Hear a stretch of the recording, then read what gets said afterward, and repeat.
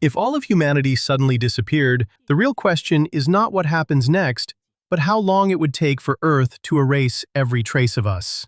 At the very beginning, the world would fall into complete chaos. Engines would still be running, factories would continue operating, cars would crash, planes would fall from the sky, and fires would spread uncontrollably across cities. For a brief moment, the planet would feel louder than ever before. But that noise is only temporary, an illusion created by systems that have not yet realized their creators are gone.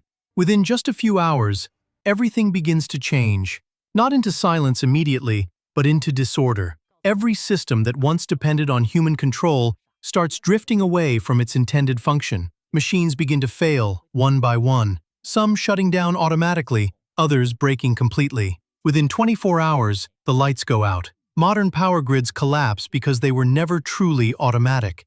They rely on constant human adjustment, balancing supply and demand every second based on weather, usage, and system load. Without engineers, small failures begin to spread like dominoes, eventually bringing entire networks down. Power plants shut off as fuel stops arriving and monitoring systems fail. Nuclear plants enter emergency shutdown procedures, with backup generators temporarily cooling the reactor cores. But these systems were only designed for short-term emergencies. Once the fuel runs out, the generators stop, cooling systems fail, and water inside the reactors slowly evaporates. The reactors do not explode, but radiation begins to spread inside containment structures, leaving behind irreversible contamination.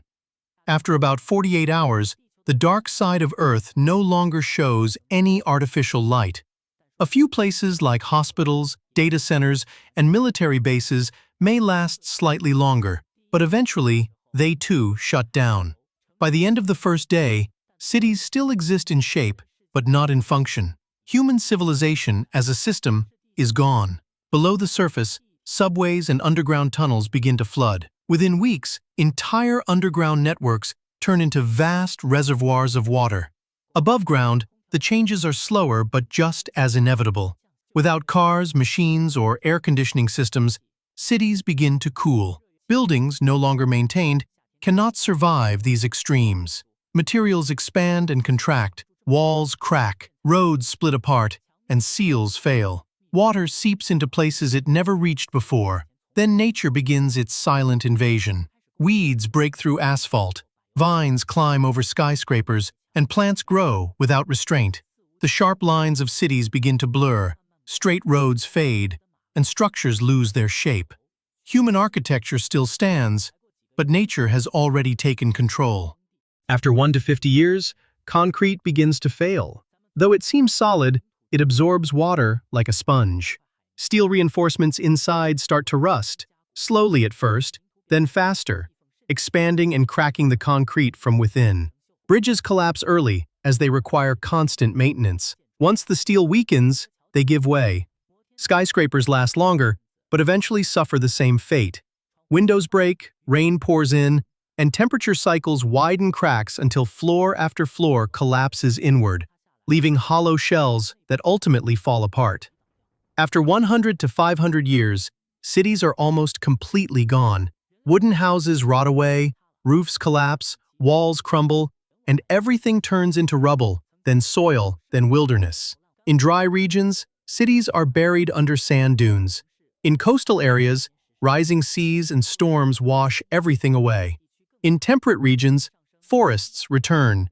Trees grow through old roads, and roots tear apart the last remnants of infrastructure.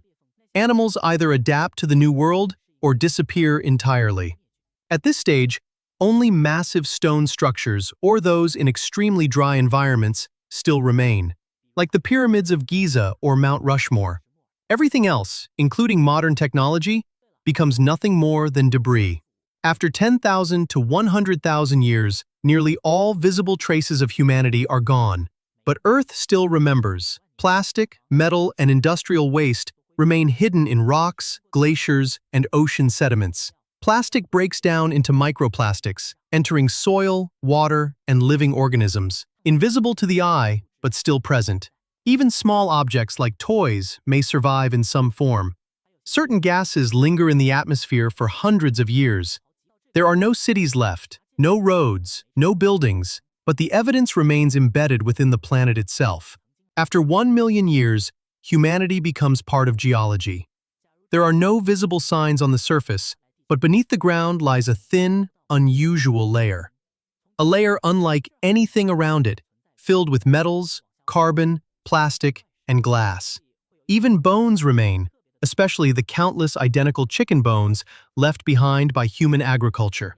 This layer becomes a clear signal that a species once dominated the planet. Earth is 4.5 billion years old. Human existence is less than a blink of an eye in comparison. To the planet, we are nothing more than a brief moment, like a mild fever that came and went.